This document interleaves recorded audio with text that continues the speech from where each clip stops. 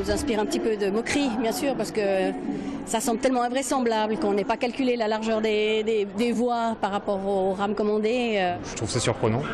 Ce sera l'argent public gâché, à mon avis. L'histoire prête à sourire et pourtant, les services de la SNCF, qui testent en ce moment de nouveaux TER, se sont rendus compte que les rames étaient trop larges de 20 cm pour entrer dans certaines gares. L'information est révélée par le Canard enchaîné. Conséquence, dans la région, 119 quais ont dû être rabotés, comme ici en gare de la Part-Dieu. Ce que nous avons fait, vous pouvez le voir, en fait, il y a une ligne verte ici qui montre donc tout un peu le décroché que nous avons été fait. Donc nous avons raboté, raccourci les quais de quelques centimètres. À 40 000 € le quai, l'erreur de calcul coûte cher, 5 millions d'euros. Mais pour Réseau Ferré de France, il n'y a pas de polémique. Il n'y a pas d'erreur de calcul qui tienne. Il y a des calculs qui sont faits par le constructeur. Donc là, notamment les constructeurs de ferroviaires, les constructeurs de matériel roulant. Il y a un dialogue qui a été fait. Nous, le problème, on l'a donc pris il y a à peu près 1 an et demi. Dans un communiqué, Jean-Jacques Ayrault a indiqué que la région ne paierait pas le surcoût.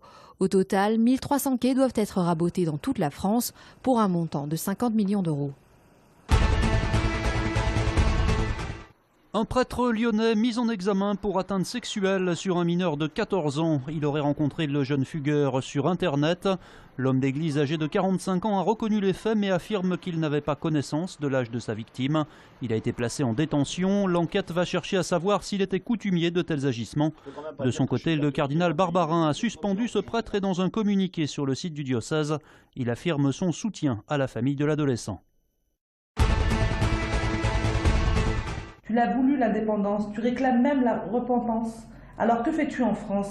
Le 18 avril dernier, cette habitante du quartier des Provinces à Sainte-Foy-les-Lyons découvre ce courrier ouvertement islamophobe dans sa boîte aux lettres. D'origine algérienne, résidant dans le quartier depuis plus de 30 ans, cette mère de famille sans histoire ne comprend toujours pas qui pourrait bien lui en vouloir.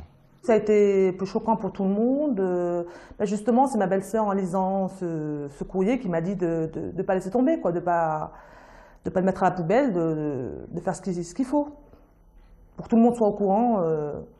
Et finalement, c'est comme ça que j'ai appris qu'il y avait d'autres courriers qui tournaient, quoi.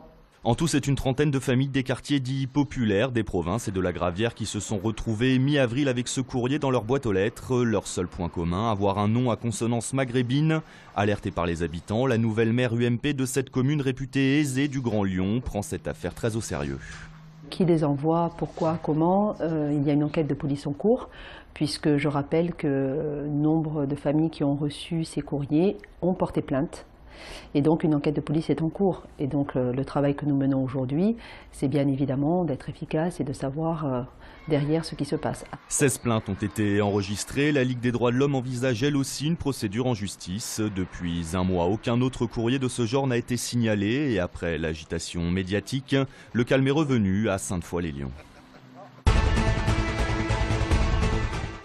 La grogne monte d'un cran chez les employés d'Alstom. Sur le site de Villeurbanne, comme partout en France, les salariés ont débrayé durant 1 heure cet après-midi. Une première depuis l'annonce il y a un peu moins d'1 mois de la mise en vente du groupe, convoité notamment par l'allemand Siemens et l'américain General Electric. Cette action nationale, c'est pour soutenir nos collègues qui vont monter ce soir à 17h30, voire Montebourg. Ils seront reçus pour porter une revendication, c'est-à-dire qu'il y a une troisième solution qu'on ne parle pas beaucoup, mais qui est l'investissement de l'État dans le capital Alstom, qui serait la meilleure solution pour la sauvegarde du groupe. Nous craignons pour la suite, surtout si c'est le groupe Siemens qui est notre concurrent direct, et où nos activités sont en doublon direct avec les siennes. On apprend tout par les médias. Il n'y a aucune information de la direction, si ce n'est qu'il faut continuer à travailler comme avant et qu'on s'occupe de nos clients. Voilà.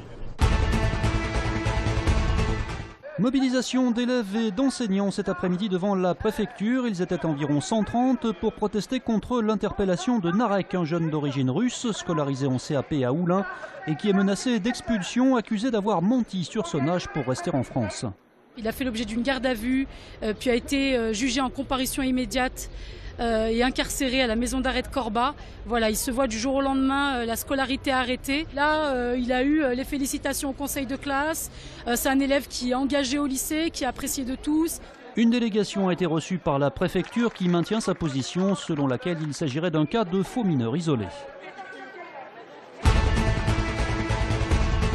Nous sommes prêts à mener des opérations de grande envergure pour stopper l'intrusion du gender à l'école. Après avoir ferraillé contre le mariage homosexuel, le collectif La Manif pour tous revient à la charge avec un rassemblement devant le rectorat aujourd'hui.